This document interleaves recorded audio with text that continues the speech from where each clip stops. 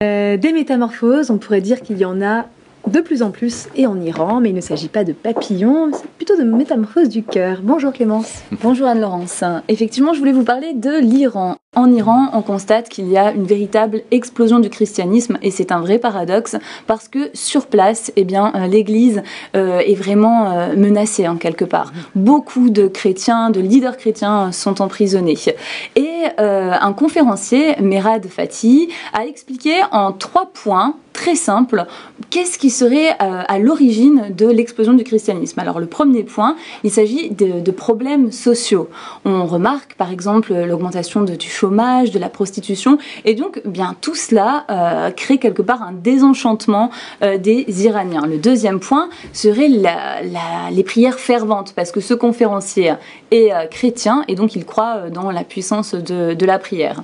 Ensuite, le troisième point, c'est des apparitions de rêves, de visions. Beaucoup de musulmans vivent en fait ces rêves. Et je voulais justement vous proposer d'écouter ce qui s'est passé dans une famille où la fille devenue chrétienne a été battue par son père parce qu'elle refusait un mariage forcé.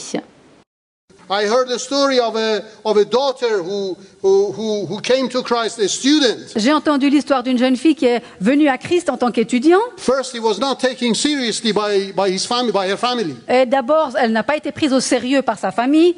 But then they realized that she's continuing in her faith. Mais après, ils ont réalisé qu'elle continuait sa marche dans sa foi. They thought we give her in marriage to a Muslim and she will change. Et ils se sont dit, on va la marier à un musulman et elle changera. But she didn't want. Mais elle a refusé. So they forced her. Ils l'ont forcée. And it was the day that these people, according to our tradition, come to ask for the bride, ask for the girl. Et le jour est venu où, selon notre tradition, les gens viennent pour demander l'épouse. And before the father and the family, she said, "No, I cannot marry you." Et devant le père et toute la famille, elle a dit non, je ne peux pas vous marier. And it was so bad, for her father. Il se sentait tellement mal pour son père. So it was like his reputation got damaged. Bien sûr qu'elle salissait sa réputation. So when the person who had come for this girl went. Donc, quand les gens qui étaient venus pour prendre cette épouse sont repartis, the dad was so angry, he took out his belt. Le père était tellement en colère qu'il a pris sa ceinture. And he started beating the girl. Et il a commencé à battre sa fille. I said, I will kill you if you don't change your religion, if you don't come back to Islam. Il a dit, si tu changes pas ta religion et tu ne reviens pas à l'islam, je te tuerai. And as he was beating up the girl, et alors qu'il battait sa fille, suddenly he fell down. Tout d'un coup, il est tombé, il s'est écroulé. He got sick.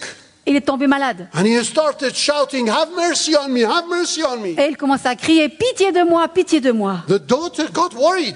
Et la fille s'est inquiétée. With all the wounds that she had, she started getting worried for her father. Avec toutes ces blessures qu'elle avait partout, elle a commencé à soigner son père. Dad, what is happening to you? What's wrong? Mais papa, qu'est-ce qui se passe? Qu'est-ce qui va pas? He says, please forgive me. I didn't know.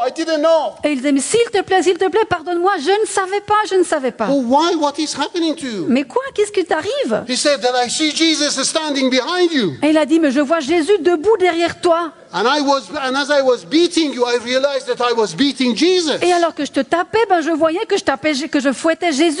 And he had stretched his hand and said, "Why are you beating me?" Et Jésus a étendu sa main et m'a dit, mais pourquoi est-ce que tu me bats? Please pray to Jesus that he would forgive me. S'il te plaît, prie Jésus pour qu'il me pardonne. And this man is now a believer. Et cet homme est maintenant un chrétien. Believer, un chrétien secret, bien sûr. L'histoire parle elle-même. Merci Clémence. On va laisser ces paroles résonner.